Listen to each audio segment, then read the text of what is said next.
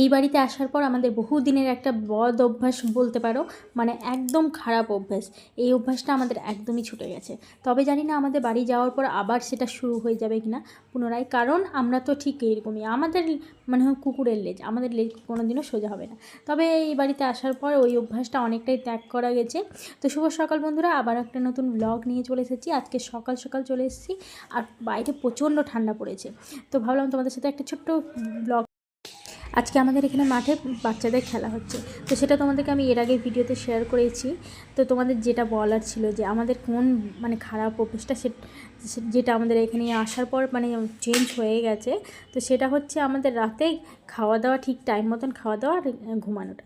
সকালেও মোটামুটি জলখাবারটা টাইমলি হচ্ছে এই বাড়িতে আসার পর থেকে, কিন্তু রাতে মেন যে খাওয়াটা আমাদের প্রায় ওই বাড়িতে থাকতে 11টা, 11:30, কোনো দিন 12টাও বেজে যেত। কিন্তু এই বাড়িতে আসার পর জানো তো সেটা একদমই চেঞ্জ হয়ে গেছে।